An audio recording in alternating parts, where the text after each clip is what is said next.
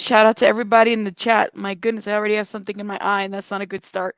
Shout out to everybody. So, just to let you guys know, we are live on, my God, what a mess.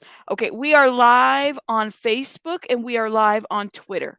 All right, so somehow I was able to add the Twitter. I don't know what that means.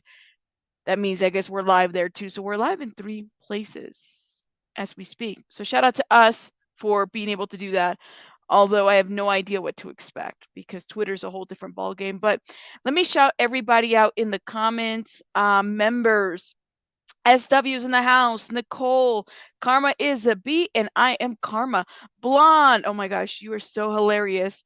You know what? You know you made it when your subby says, I'm so bored and I'm watching Steve Wilkos. I cannot wait for the rabbit to come live because I'm so bored. That just made my day. Like I feel like I've made it. Thank you. Hey Dee Dee, welcome. Lost in Space, how are you? Lost in Space. Sakina, yay. Granny B, Dukes is in the house.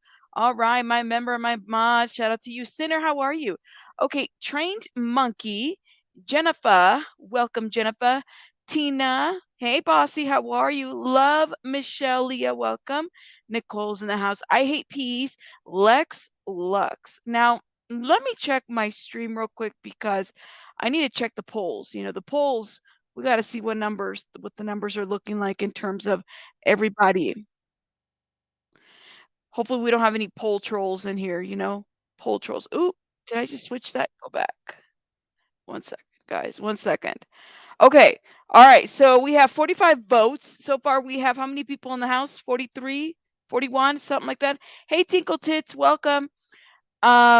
And so it sounds like, at least from the votes, the question was, did you watch the Netflix series?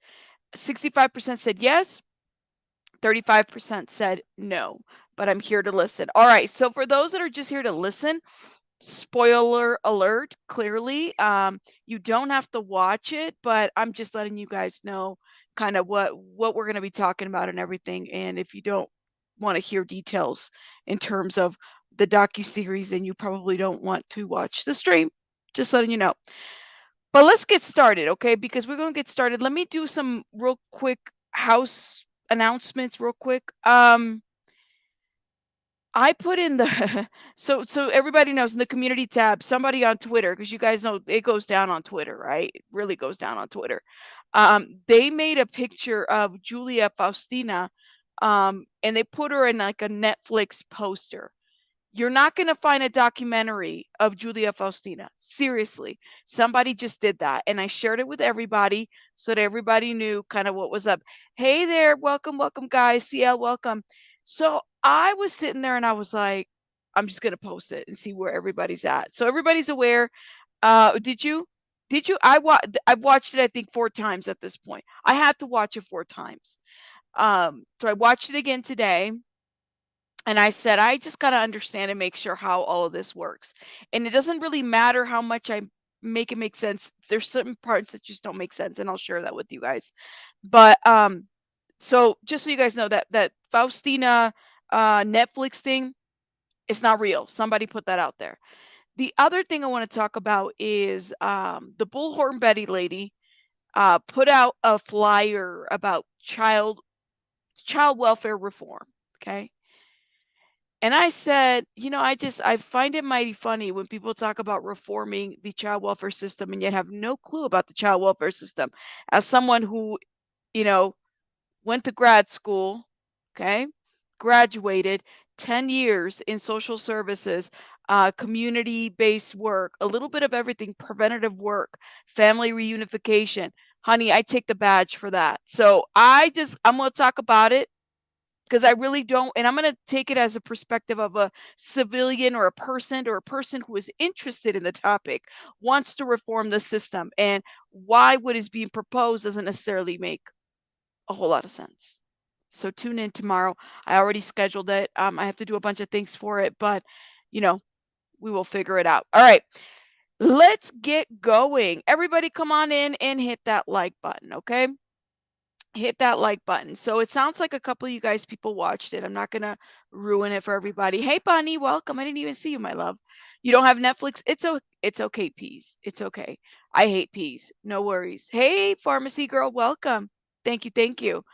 All right, let's get started. So Netflix series, they did this little series called the Murdaugh Murders, all right? And it's a three-part series. We have like the first episode, the second episode, the third. Now, I had seen Murdoch kind of breakdowns. I think I saw the one on Hulu or HBO, and I kind of want to like I want to actually give Netflix their flowers because I think they did it perfectly to encompass the six, I don't know, the 5 bodies and how they said it, 5 bodies in 6 years. Truly, 5 individuals that have died in 6 years under the Murdoch name, one way or another, being affiliated or having something to do with that, like the family as a whole. But to truly understand, even because I think that when people talk about the Murdochs, they're only clearly Alex Murdaugh. Alec, excuse me. It's not Alex. It's Alec Murdaugh, excuse me, is the only one on trial, right?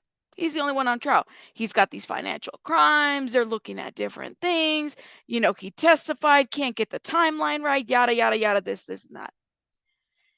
But in the very first episode, and I had to rewatch that episode, and I don't know if you guys had watched it, especially because the first episode is called Where is Mallory? I was sitting there and I had to rewatch this specific episode because it kind of got to me the fact that even though this man is on trial, okay, for this horrific situation, um, the community is on trial. The community as a whole, quite honestly, the system is on trial. The people that befriended the circle, they're on trial too. At least they should be. And I don't mean like as a metaphor.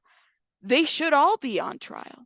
Because I was sitting there and I said, and here's we'll go through the timeline here, or the little family tree here, okay? To kind of better understand. But the docu-series starts with the youngins over here, okay? Let me introduce. We have Connor and Millie. Connor's wearing the red shirt. Millie is the girlfriend right there. We have Anthony and Mallory, excuse me. Anthony and Mallory, they're a couple, right? Connor and Anthony are cousins. They're first cousins, by the way. That should give you an idea of how close they were or they are. And then you have Morgan and Paul. Now, Paul is the one with the red hair, young guy with the red hair. He is the Murdaugh, right? He's the one that essentially everybody kind of surrounded themselves with him, okay? Because the man comes from this young man came from money, a dynasty between the great grandfather to the uncles to all these people, right? This is a legal thing that they had this legal dynasty. Everybody was a lawyer, and they're in this, working for the system, and they handled anywhere from civil to criminal cases. I mean, there was a Murdoch everywhere, right? And so not only that, in the police force as well. So you have these Murdochs, a family tree everywhere that extends. Typically, in my opinion, when you have, yeah, is that Papa is not that's not Papa. I'll tell you who Papa is. Yes, yes, yes, the head guy is Papa. Um, typically, and the way I was seeing this, I said, yo, like, so you mean to tell me that there was a Murdoch for every like branch, legal branch, civil branch, criminal branch, every branch. It's just extended everywhere. This family truly had a name everywhere, right? If you work for, it's so weird to me because I worked for a city and a county before. And so I know that when you apply for a specific government job, especially when you know that it's helping others or forward facing with people, you have to kind of name those conflict of interest. some of these kids right here, and I say kids because I'm older than them, right? I mean, their parents were also at some point going to high school with the Murdaughs. So it was just generational how things kind of ran, right? They all knew each other. They went to the same school. The victim here, honestly, is Mallory Beach, the girl in the middle hugging the handsome fellow right there. Okay, this is it starts right here because it really sets the I don't want to say the stage, but really sets the scene for us to see that a lot of where this cover up started was the night of this accident where Mallory Beach lost her life at the hands of Paul Murdoch driving a boat. I guess that you would say, right? Boat riding with all of these individuals in a boat and drinking. The cover-up of that crime started the minute that law enforcement was called. And I say that because I think back of how the family tree kind of works. Let's go back to that right now. Pull this picture up right here. You have Randy Murdoch III, okay? And it gives you an idea of how he kind of started. He was the patriarch of this family. And I love this little family tree right here because honestly, if people are confused about, well, what's the big deal with this family? Yes, Paul's right on the right. Thank you, Miss Winters. What is the deal with this family? It gives you an idea of how the setup is, right? So you have Richard, Alexander, Alec, and then Maggie or Margaret, what is it, Bransetter, married, and their two boys are on the bottom. You have Buster, and then you have Paul. Paul is the one with the red hair. He was in the picture that I showed you earlier. You have the siblings over here, Alec's siblings, which is Randolph and John. Randolph and John, after the murders of Paul and Maggie, were seen on an NBC News report, right, speaking on it a little bit. I love this family tree. I mean, it's a perfect picture because people, when you talk about the Murdaugh case, it's honestly very easy to get confused the way in which things are branched out. I mean, the man on top, the man that really set the dynasty, his picture, Papa, thank you, was all over a lot of the like the municipal buildings and all this other stuff. So truly, the family looked up, right? And then you had everybody below. Okay, and the uncles over here probably have their own children, but the ones that you have to pay attention to are the ones on the bottom, and Alec and Maggie. Okay, so these were the two sons. This is kind of what the family tree looked like. All right, just to give you guys an idea. In the first episode, you get an idea of these young individuals, very young, okay? And I say that because the night of the incident, I believe Paul, who was over here, who was driving the boat, used Buster's older brother's ID to get the alcohol, to get on this boat, and to drive. And I'm sitting there, and I'm thinking in my mind, yo, you got these four individuals, and I know that they have survivor's guilt. Do not get me wrong, okay? But to me, it is so telling how bought off these people are, how the fact that you can't even say no to this person, to this family, that nobody stepped out and said, "Give me the keys to the boat." I heard it in the docu-series. I heard it in the first episode. They were telling him, "Give me the keys. You can't drive." They were describing him, right? They were describing him to the T. It was almost like you don't say no to a Murdoch. That's how it was. So these young individuals get on this boat. Okay? The last footage that you see of Mallory Beach alive, she's flirting. She was a beautiful girl. She's flirting with her new boyfriend, Anthony. Okay, the one that's hugging her in these pictures. These are all couples, right? They all did things together. They all hung out together. Pretty aggressive, Paul. Doesn't want anybody to take the keys from him. He's fighting everybody and everything. And in my mind, I'm thinking,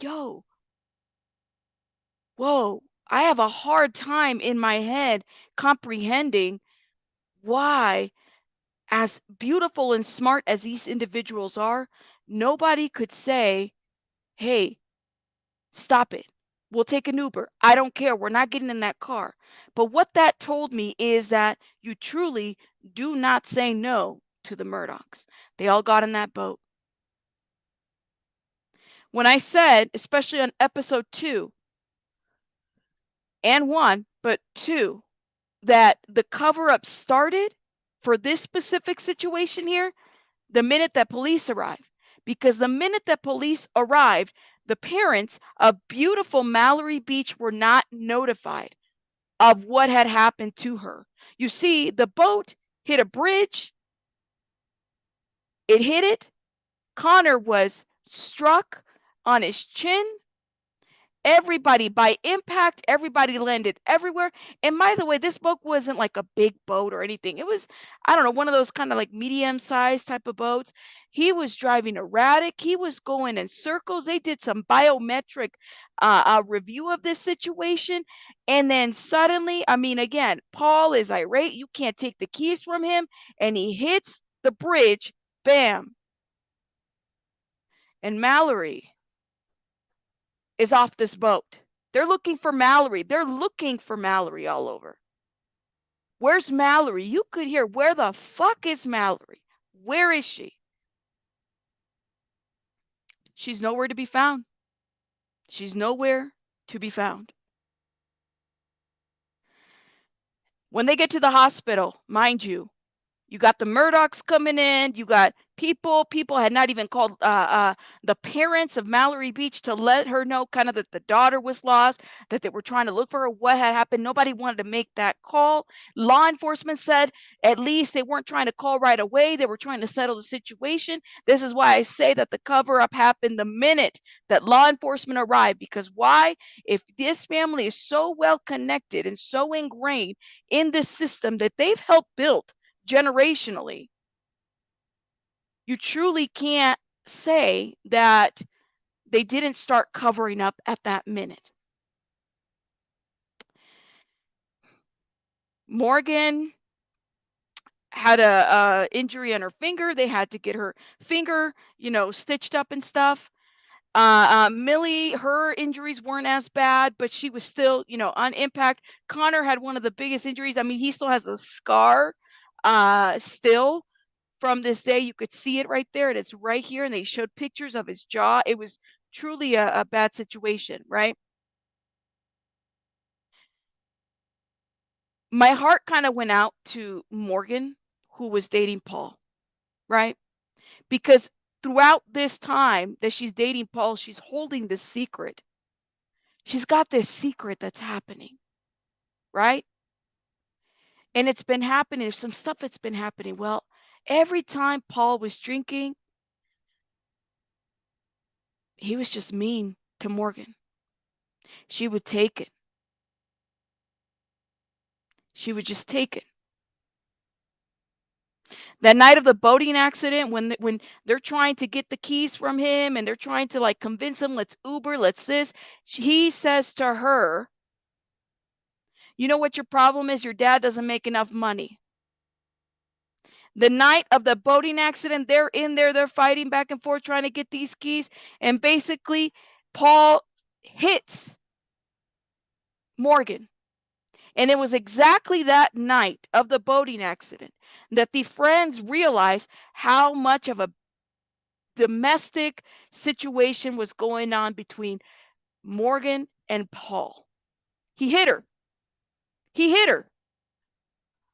And normally in a situation like that, you would think, not only can he not drive the boat, but he's hitting her in front of everybody. He's so incoherent, he doesn't even give a shit about the fact that he just hit her in front of the friends. No life jackets, nothing. There was no planning of anything. Absolutely not. So it was a lot that was unfolding that night prior to this incident.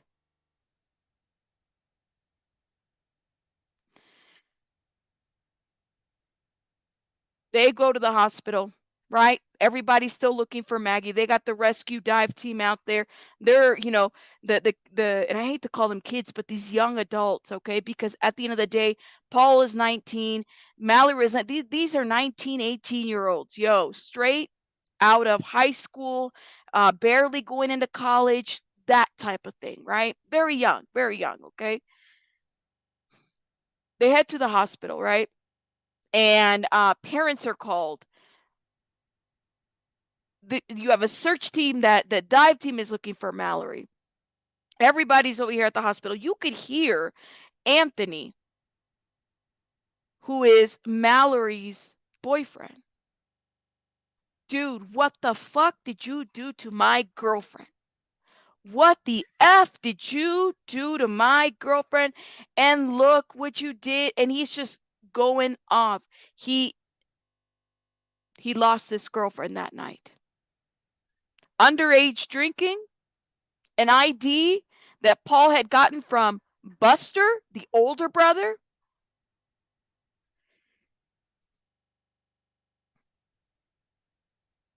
When Morgan was at the hospital, her mom came through and the nurse was there, and they were, stitching up her finger, as I was saying. And they said, this is what I found to be very interesting, right? Because you always got to pay attention to these professionals that are around you, right? They told Morgan, and they told the mom, Morgan's mom, ma'am, you need to get your daughter away from Paul. Paul is a drunk. You need to get your daughter away from Paul.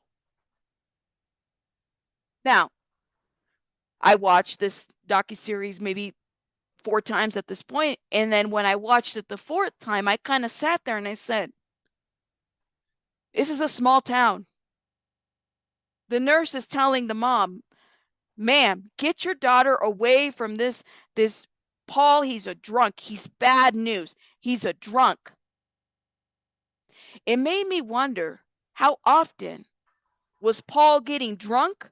And all these professionals that were around the hospitals, the police departments, the community, how often were they seeing this and allowing this shit to happen? Because at the end of the day, Paul was 19 when this was going down. He was a drunk. Right? So I sat there and I said, well, wait a minute. For a head nurse to tell you that, it made you wonder, well, what's tea with this, right? What's the deal? Yep. Even after the accident, Paul continued to have encounters with law enforcement, continue to go to the bars. When he was booked, he didn't have to wear, there was never an orange jumpsuit. There was never anything like that. Literally nothing.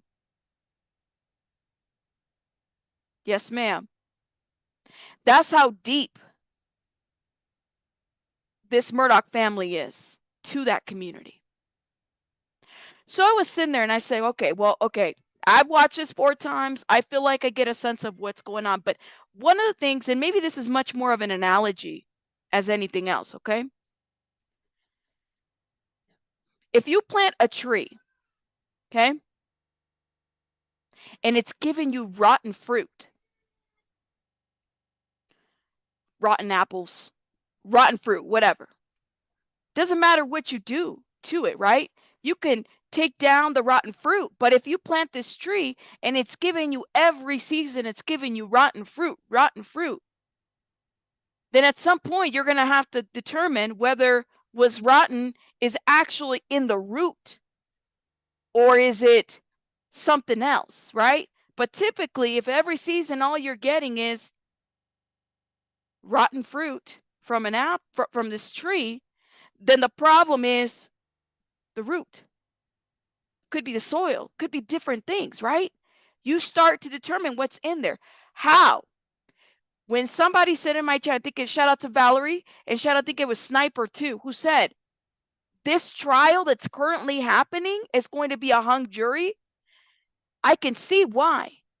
Because if you're having this trial in a community where the shit is rotten, built from a rotten core, from the rotten roots of the ground, what's really going to be fair? Is there ever really going to be justice not only for Mallory? Because mind you, he's not on trial for Mallory, right? They're not. He's on trial for the murder of his son and his wife.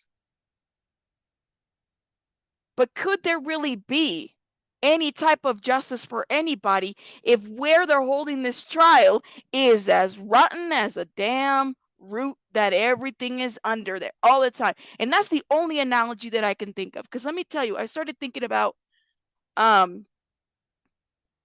audits. I started thinking about how who's really overseeing this whole situation independently of these people, who has nothing to lose by making a decision over who's guilty and who is not guilty. Like, who? And truly, if you think about it, if the dynasty is so deep, just like those roots, everybody and their mother is rotten. Everybody. There can never really truly be a true fair trial, because then you got to start questioning, what about the jury? What about the defense? What about the prosecutor? What about what? It's all rotten. They should have changed venue. I started thinking about that.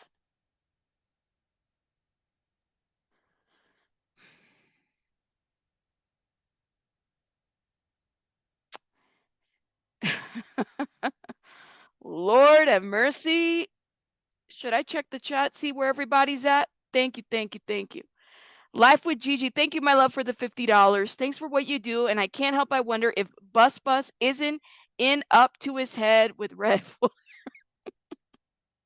Why you got to give the redhead such a bad name? Shout out to the redheads. Look, I wanted to be a redhead at some point. It wouldn't look good on me, but thank you. Yeah, I thought about that. And that's where you have to jump in to talk about Stephen Smith, right? Remember, 5 bodies in 6 years. 5 bodies in 6 years, okay? So it's an unfortunate situation for this group of friends. You know, truly, I think that they've been through so much. Survivor's remorse. There's probably been a lot of guilt. There's probably been a lot of back and forth, therapy, you know, all this other stuff. But at the end of the day, I sit back and I said, yo, what we can learn from this as parents, raise your kids to know that I don't give a shit if your friend has a landing strip in his house, a private plane. I don't care if the parents welcome drinking and driving. I don't care if the parents vacation in Mexico and Guatemala. I don't give a shit. Raise your kids so that if they ever confront a situation like this, they could say, you know what, mother effer? If you don't give me those keys, I'm going to knock you out with this fist. I don't care if you're silly drunk and you get mad at me afterwards. I don't care, but raise your kids to stand up to this BS. That is the one thing that I learned from this situation. Lori says, I call him the evil clown. Thank you for the $2, my love. That's what you got to do. Because honestly, that scared me. See, I was never one, and I don't know about you guys, but I was never one to follow crowds at all, right? And so it truly kind of gets to me because I was thinking about those various times, and I know that they probably feel it too. And I don't want to hound them for their actions because I truly believe that Connor, Millie, Morgan, that Anthony, that all these young people here have felt some type of guilt about this, what we could have done different. There was even a time where Anthony was talking about how silly some of the behavior that Paul was exhibiting, how he was going to learn. But I know that some of that has to be inwards and not so much outwards, right? Like you have to truly reflect. How is it that you were feeling? Raise your kids. That's what I learned from this. Raise your kids. So if somebody takes the keys, I'm gonna knock you out with my fists. We are not. You can be mad at me later. I'm gonna knock you out, and I'll drive this boat, and we're all gonna get there in one piece. But then again, you have to kind of understand something. One of the things that was found in this docu-series, okay, and this is why I have to give Netflix their flowers about this, was that, Miss Maggie, the mother of Paul, okay, she was liking some of those posts. She was okay with some of the drinking. And I kind of personally I felt some type of way about this because I said, well, they probably did a little bit drinking in the house. I know culturally there's some cultures that allow that. It allows you to drink and smoke and do your thing as long as you're doing it at home, right? I've noticed that. I know that I have family members, and I've done it too, where it's like, well, I think I had my first drink at 18, and it was under the supervision of family. That has happened. But to full on watch your own son become an alcoholic, right? And then invite that and then okay it, like that's a different story. I think that there's some type of something that has to be done there. But then again, let's be real. If something like this was going down at my house, CPS would be on the door. Why didn't anybody step in? Because money talks. Upper class, money. A class system was so important here, and you could definitely see it. I don't know too many people. I am that, and maybe half of you guys can relate. I don't know. I don't have friends that have landing strips in their backyards. I don't have friends that what else? Have acres and acres and have a dynasty and stuff like that. The entitlement of it was huge. Absolutely I hate peace was huge. So you kind of have to sit there and wonder access and entitlement. You have to sit there and wonder, guys. It makes you wonder. Look around what you have and look around what they have, right? But look around to what you have and evaluate. Like, yo, I may not have a landing strip, but I got a refrigerator full of food. My kids have a bed to sleep in. It made me kind of wonder a little bit about that. I'm not going to talk. I'm not going to lie. It truly did. The haves and the have-nots, the hard work, the lying, the cheating, the entitlement. It's a little bit interesting. Let me look at these comments real quick, guys. I don't want to miss your comments. Hey there, welcome. Hey, Jen. And make sure you guys, if you guys are liking this review, please hit that like button. I've watched this documentary 4 times. 4 times. Repeating part 1 and 2 over and over because I said, hold up. Is this really happening? So thank you. Thank you. Hey, Life with Gigi. Thank you. Thank you. Thank you for becoming a member as well. Thank you. I'd rather have 2 friends than rich friends. I'd rather be a have not. Me too. It just made me realize that. I said, I don't have a friend with the landing strip, but that's okay. That's okay. We have tortillas and frijoles in the fridge. Yo. Smash that like button, weirdos. Thank you. Thank you. That's crazy. Let's talk about Morgan a little bit, right? And I truly, like I said, I truly felt for this girl. This girl was hiding a secret, and I think it kind of was revealed and overshadowed to a certain degree that she was being hit by her then boyfriend, Paul. All right. After the accident happened, Paul had contacted her via text. And she said something so powerful, and shout out to her for saying this. She said that Mallory had saved her life. Okay. To me, it was like the loss of Mallory, what happened in that horrific night was what saved Morgan, was what made her say, I'm not going to go back to this. Because mind you, this was the couple, the 19, 18-year-old, high school couple that would break up and would break up during the weekends and get together in the week. Break up during the weekends and get together in the week. That's how they do it, right? This is the high school thing.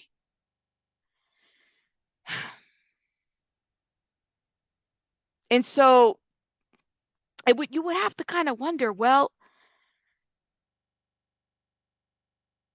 how broken she must have felt like at some point, accepting this kind of back and forth, right?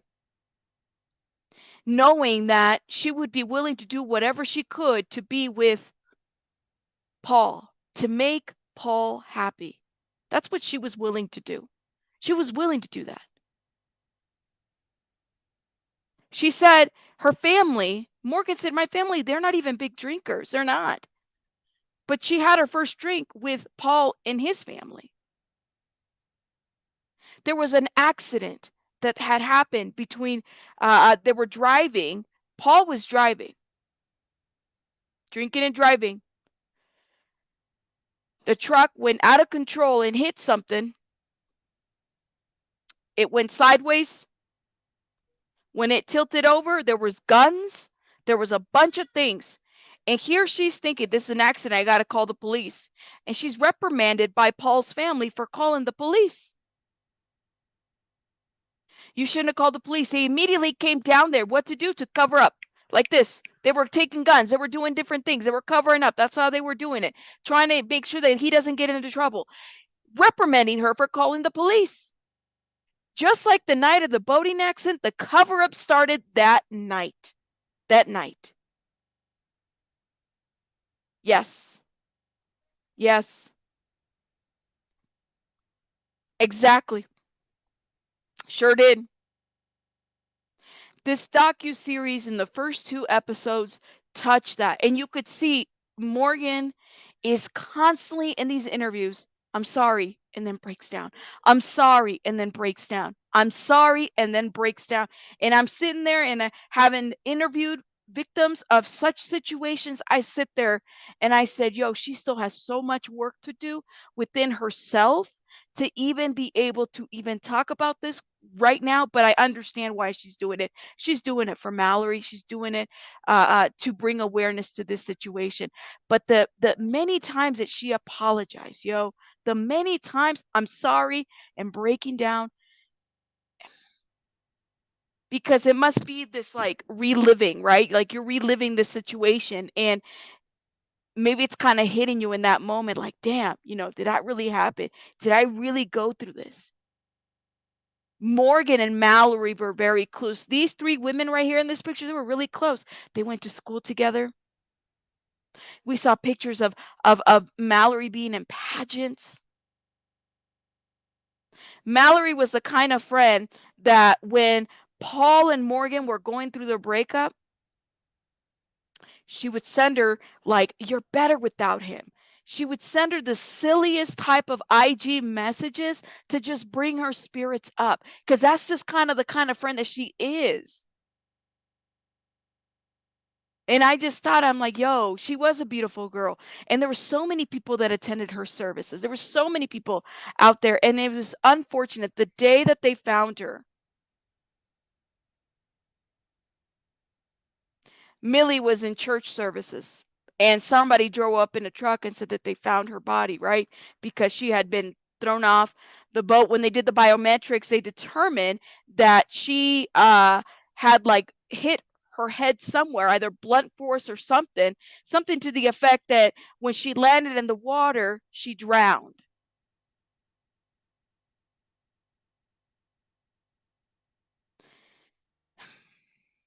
It was also her birthday. Absolutely. But even though the first episode and the second episode, honestly, this is why I love this docu-series. This is what Netflix did so well.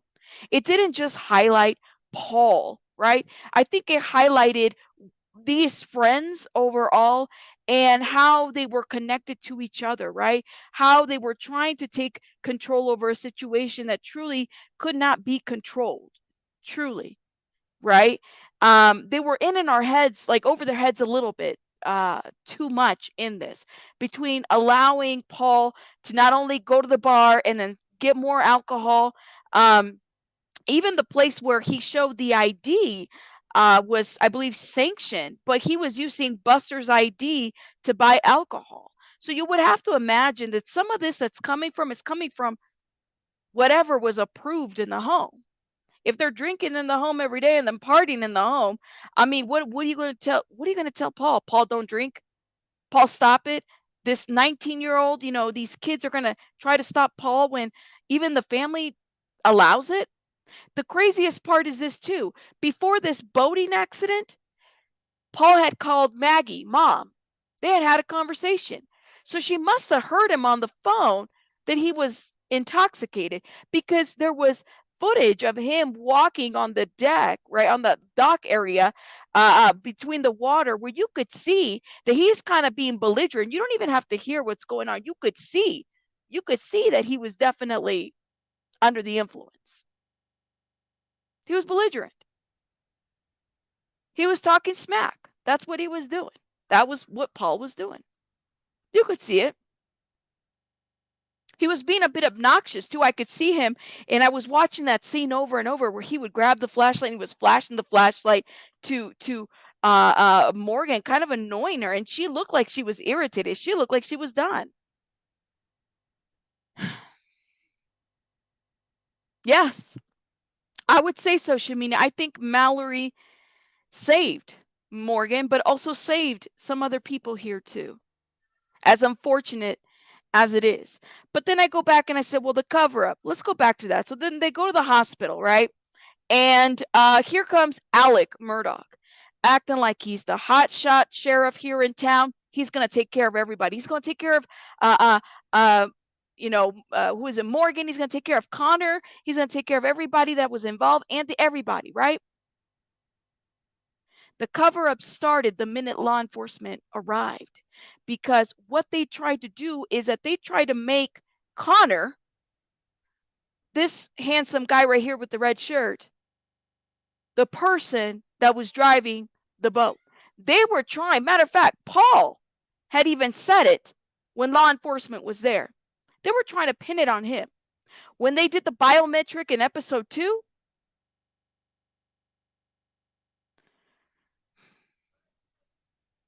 there was no way that Connor drove the boat.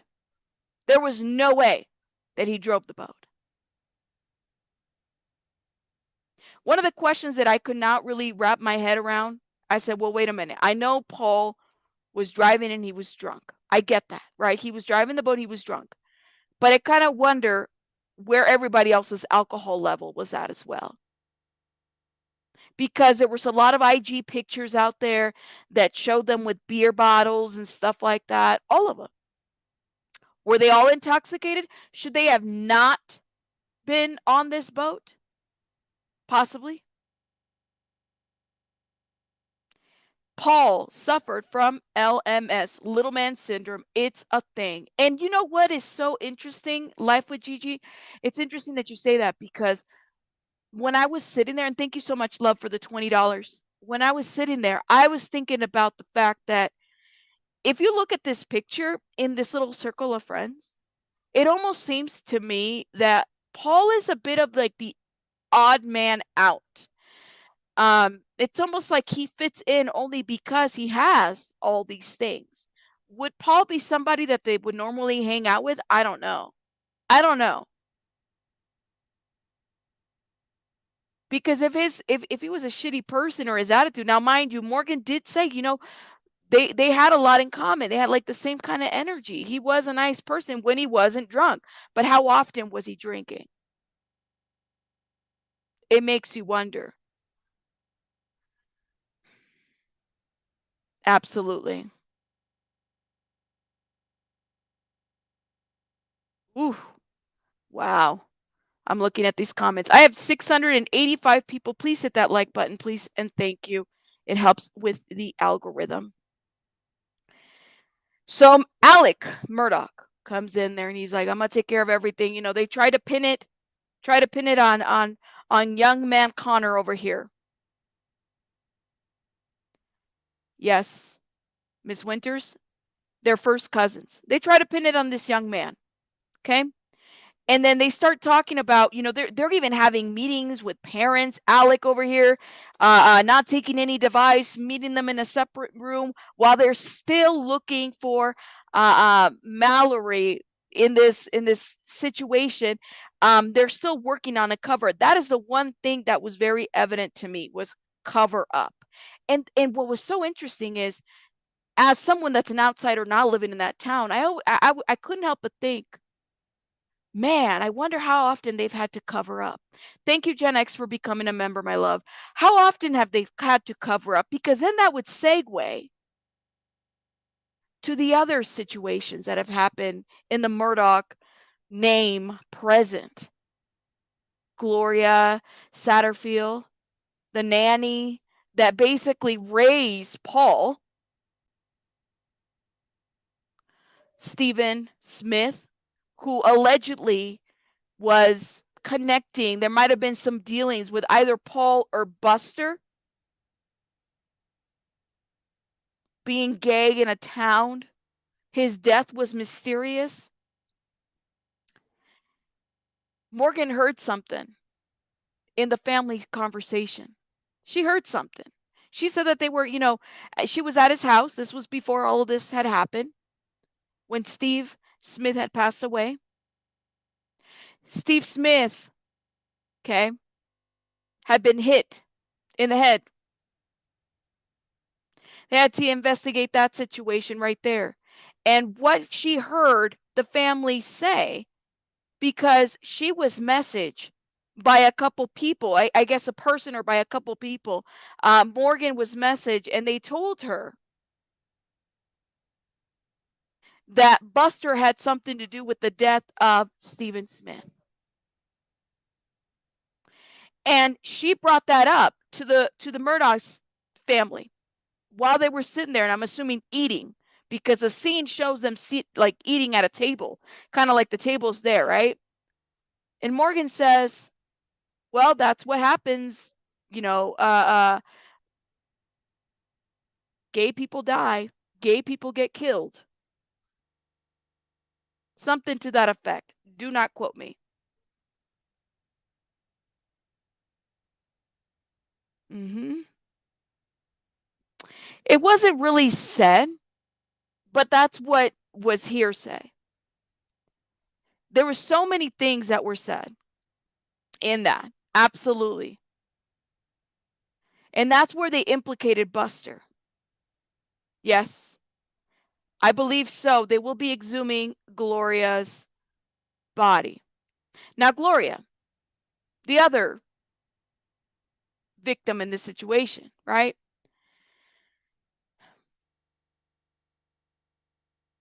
That situation, a 57, 58-year-old woman walking upstairs. Now, mind you, she had been working for this family for many years. She was like a housekeeper slash nanny. What I found to be very interesting too was that it made me wonder, how much did Gloria know? Because let me tell you, this is the crazy part. When Morgan was struggling with Paul and his physical abuse, Gloria would advise Morgan, well, this is how it is, guys. You either you could get, you can move on and forget him, or just kind of ignore it, address it later. This is how he is. This is how he is. And then Gloria dies. She's walking up these steps, the steps that she's probably walked on, I don't know, for the last 20 years that she was working in this house, walking up these stairs. Suddenly the dogs trip her. She had a McDonald's bag, because that's what she would do. She had her coffee and all this other stuff. And she's walking up these steps, right? She dies. She fell backwards, hits her head, is unconscious, and then conscious. You hear Maggie calling 911, and the way, even that 911 call, and I said, yo, this 911 call is so weird. We can listen to it so you guys can hear it, right? Absolutely. I hope, oh, thank you. Thank you. I hope they do. I hope they do. Thank you for saying that. She dies. She doesn't, I don't think she died right away, but she basically fell back, hit her head, and all of this kind of, you're sitting there, you're just like, well, damn, like just like that. She's been climbing these steps for the last 20 years, okay, to get to the house. Now, mind you, I was thinking, I said, well, what kind of steps are these? Are these like, I don't know, you're climbing up these big steps and it was just kind of hard? Maybe the dogs were all over there? No, I've seen those steps. It wouldn't have been something that she would have just, she's taken these steps before. What I've found very interesting too is that nowadays, a lot of our homes, I don't know about you guys, you might have a Ring camera, you might have like, surveillance in that area, right? How come none of that was really there or captured, especially given the location of the property? Yesterday, I played the body cam footage on the video. I uploaded it. You guys can watch it, right? And I said, damn, when the police arrived to the scene where Maggie and Paul were murdered, right? It is so pitch black. I'm just thinking in my mind, well, no sensor lights, no, cameras or anything. I thought about that too. I said, you mean to tell me nobody found like a camera there? These are people with a lot of money, a lot of reasons to want to be protected, especially after, everything that has happened. Like, why wouldn't you want some type of like a ring light in front of your camera there? It didn't make sense to me. Absolutely no sense. Yes, thank you. So it's in episode 2, we see what happens between 2 and 3, mainly 3, right at the beginning. We see what happens with Gloria. Okay, Gloria mysteriously falls. These dogs. Okay, these dogs. She falls. Okay, hits her head, passes away. Gloria had 2 children of her own as well.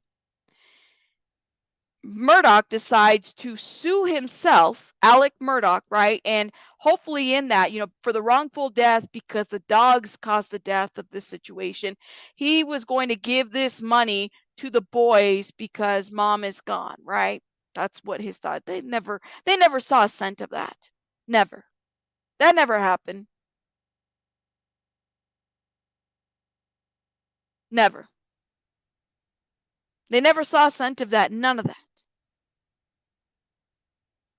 Absolutely. Thank you. I could not agree with you more. Crimes have consequences. Someone that falls on their head, an injury that is not natural causes. Nope. Nope, nope, nope. Allegedly, it was said that potentially Paul had something to do with the death of Gloria. That's what they said. Then there was the rumor that allegedly Maggie had something to do with the death of Gloria. See, Gloria knew too much. Gloria knew too much. Truly knew way too much. She probably knew a lot of the secrets. It makes you wonder.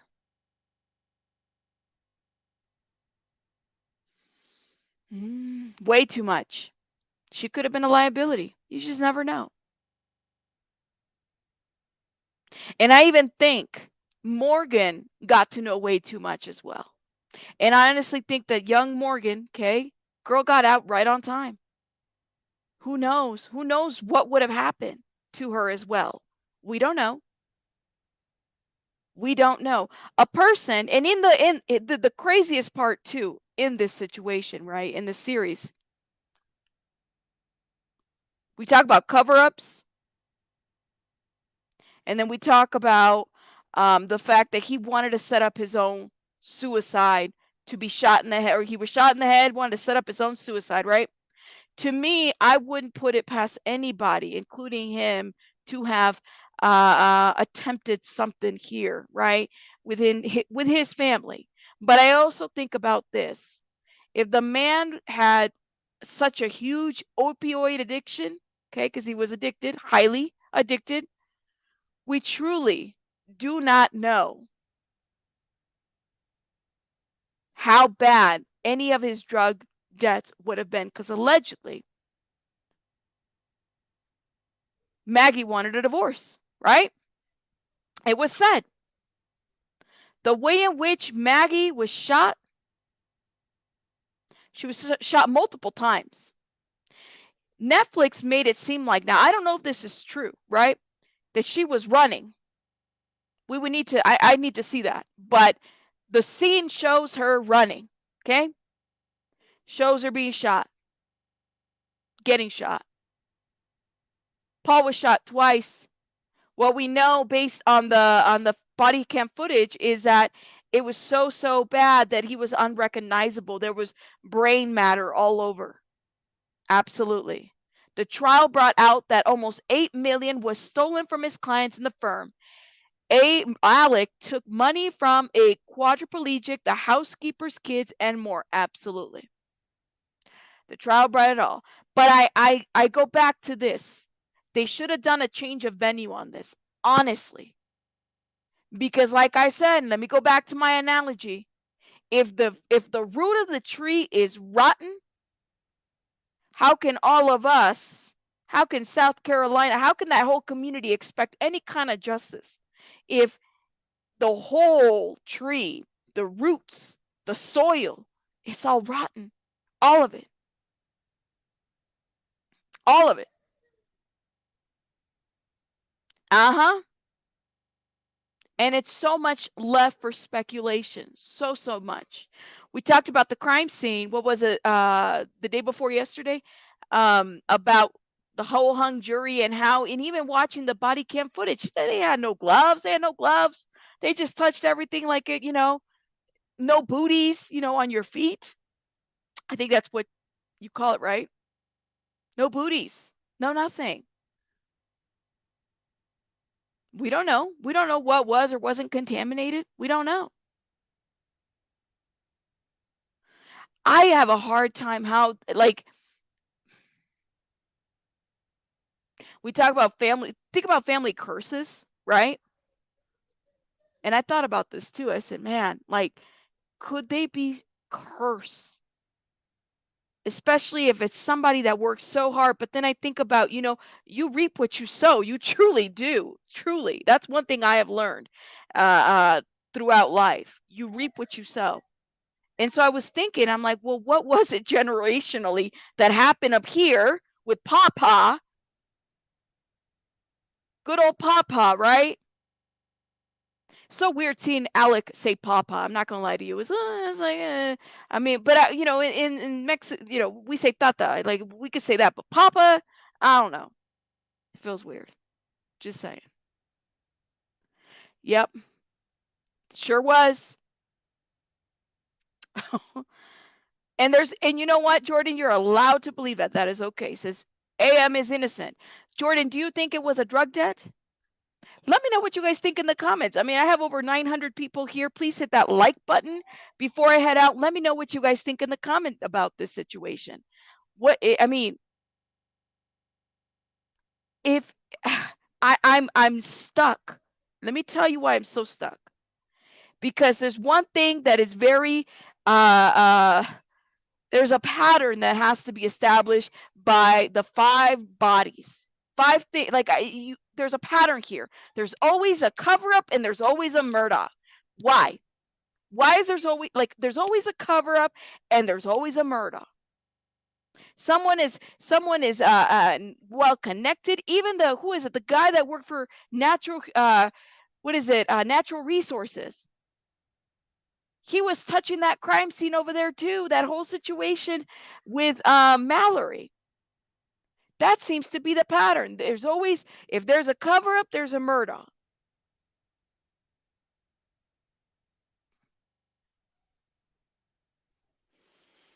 You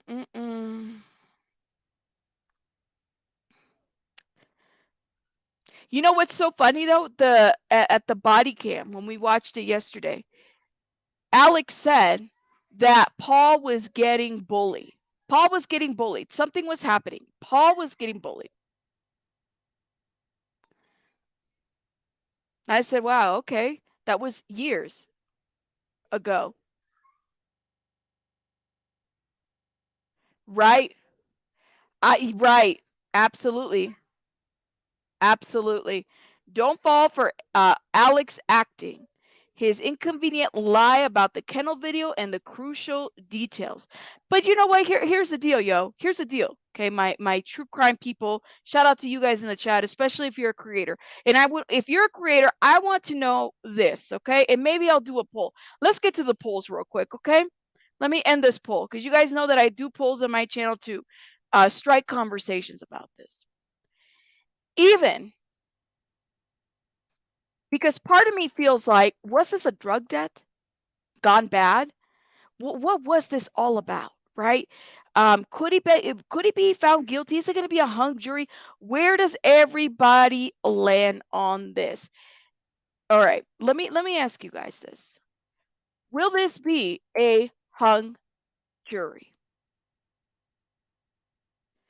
I believe the state rested as of last week. I want to know. I have over, what is it, 900 people in here. Make sure you vote. Will this be a hung jury? Let me know. Let me know.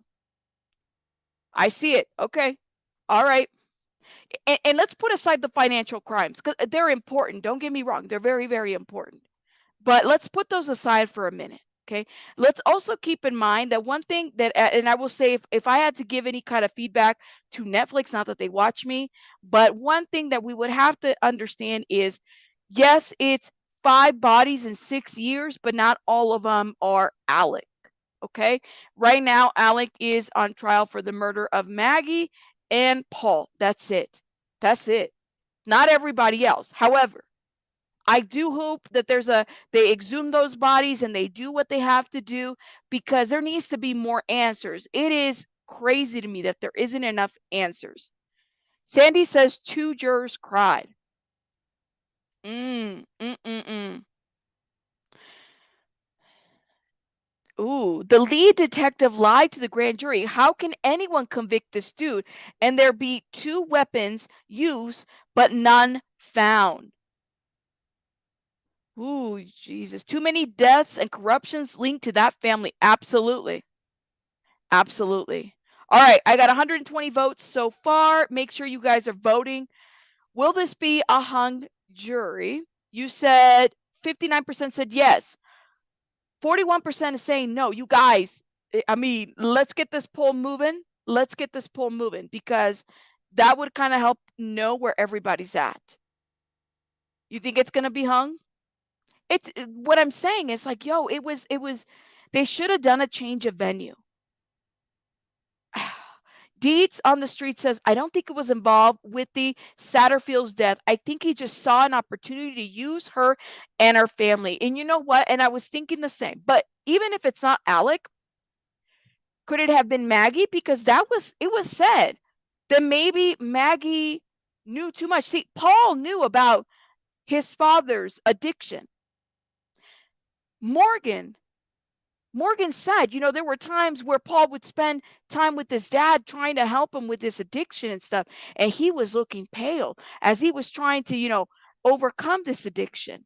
So I'm wondering, well, was there more to this? And then you had this idea, or this thing about there being a forensic accountant because money was missing. It is crazy to me. I think he should be found guilty, not by law. Being a liar and overall piece of garbage doesn't constitute murder conviction. Ask Casey Anthony. Ooh, Chris Hood. Shout out to Chris Hood. Narcissism. Okay. Jordan says, Rabbit, what do you think? What did you vote? Guilty or not guilty, or hung? I think it's going to be a hung. Change of venue would not matter. Thank you, Gen X. In my opinion, the prosecutor has blown the case focus on the financial. That's where the focus is at. That's what it seems like to me. Why lie? He never spoke to her and said he did, says Caprice. Thank you, my love, for the 199. I don't think the forensic accountant is anything more than a rumor. The prosecution would have brought it up in the trial if it was true. Change of venue wouldn't matter. They would have the evidence they need to convict. Right. But what I'm saying is that, was that the right community to have this trial at? It's rotten. Look at all these associations. Look at these people. They own that area. They own it. I don't know. Does anyone believe Alec will actually be acquitted of all charges?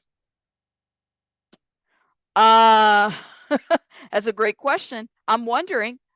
All right, I got some votes here. I'm going to close this poll at 200 votes. Make sure you guys vote. Make sure you guys vote. And all right, it's 10 more votes left to go. Let me know what you guys think. I really want I don't know if everybody has watched the whole series. I ask you to watch it. I watched it 4 times, and I will say that um I learned a lot. I'll say that much. And I took so much from that, both not only as a as just a docu-series of true crime, but as applicable to my situation, my family, and all of that. Just things to kind of learn from. What can we take from this? That's how I see this. What can we take from this? Ooh, okay. I see your super chat, SW. You said I can't send in can't send link in super chat. There's a petition for Stephen Smith as stand against hate crimes. Yeah, I'm so glad you've said that too. What happened to Stephen Smith is a hate crime, in my opinion. And I really do hope that they review that. Do they have a petition right now? Let me check. Hold up. Um, is this like on change.org or something? Let me know where the petition is at. Let's see. Oh, yes. I see it now. Okay, let me show you guys. Thank you so much, SW, for letting me know. Because I definitely like to share petitions that reflect such awareness. Hate crime bill for South Carolina in memory of Stephen Smith. Hashtag stand for Stephen. Wow. They have some signatures in here, guys. Um, yes, there's already laws in place for hate crime. However, there should be preventative measures in place to deter people from committing hate crimes in the first place. Stephen N. Smith was a gay 19-year-old young man found dead in the middle of the road in the early hours of July 8th, 2015 in Hampden County. There's a huge cover up to Steve's death, and law enforcement and other influential people in Hampden County. Steve's death was not the cause of a hit and run. We know that Stephen was brutally murdered and that he then placed in the road to appear as if it was a hit and run. Stand for Stephen was founded on October 2021 to raise money for Stephen's family so they could purchase a headstone for him. 6 years after his death, please follow Steve's story on Facebook. We definitely will be following. Standing for Stephen has accomplished that it is what it originally set out to do, but we are by no means done. If Stephen's family cannot get answers about his death, the least we can do for his family is to get a hate crime bill passed for the state of South Carolina in Stephen Smith's name, or at the very least, have stand for Stephen honor as an advocate for helping to get the bill passed this year. Standing for Stephen is begging the senator of South Carolina to step up and do the right thing and pass this bill. We will not stop. We will not waver, and we will not allow for this to be swept under the rug any longer. Sincerely, Suzanne Andrews. Yo, I'll definitely be signing and reviewing that petition. Thank you so much, SW, for sharing that petition. Guys, no, do not be sorry for feeling passionate about this stuff. But I also want to share another number, and I think it's very important. And let me put it in the chat because I was not expecting this to happen while I was watching this docu-series, okay? I'm going to put this number in here. All right. Because, and I talk about this topic a lot. It's not the most popular topic to talk about. Okay. But I want to put this here. I will put I'm going to share the petition in the community post, and I'm going to put it on the description box. Okay. So you guys can check it out. This is what the petition looks like. But I want to highlight another number. This right here, domestic violence hotline numbers. Okay. I did not expect this docu series to have that. And I really I don't know if any of the young individuals watch this, whether it's Connor, Millie, Anthony, Morgan. If you guys watch this, yo, I applaud you for sharing the story, and I truly hope that you guys take it upon yourselves to applaud it, because there's so much that you can learn and that you guys as younger people can teach other generations. And especially I really hope that Morgan gets and continues to get support and love, because she needs it. And I would imagine that this would be a very hard situation to kind of go through. This whole thing is replaying again, even though there's a trial for Alec Murdaugh and Paul and Maggie. I would imagine that it's very hard, okay, to note that the man that you dated or were in a relationship with is gone. You know, like, what do you make of that? Is that justice to a certain degree? I don't know. So I definitely want to promote this number, because that's exactly what this docuseries just showed me. Absolutely. It's just, there's so much to it. Oh, wow. I'm looking at the chat. Okay. Absolutely. Thank you, guys. Thank you. Well, I want to thank everybody for joining me tonight. We had about 950 people in this chat. I did not expect that many people here over this review. This review, I had to watch it a couple times. Do I recommend it? Absolutely. I recommend it. I definitely do. I recommend it. You guys watch it and let me know your thoughts. And I know that you guys probably want to have like a back and forth conversation about the series. Feel free to email me and talk to me about it if you feel like, wow, like I didn't, like, this is what I captured, because I feel like sometimes certain material can kind of get to you. And to me, this is one of them. This was something that I honestly learned a lot about. Yes, and please hit that like button. I appreciate everybody for coming in. Thank you so much to my members and everybody, especially my mods, for handling the chat. Make sure you hit that like button, guys. Thank you. Oh my gosh, Life with Gigi again, $50. Thank you. Now I know that this was such a tough topic, but before we head out, thank you, Gigi. I want to welcome the members and do a little bunny twerk to welcome the super chats, the super stickers, and this one is for you. Thank you so much, guys.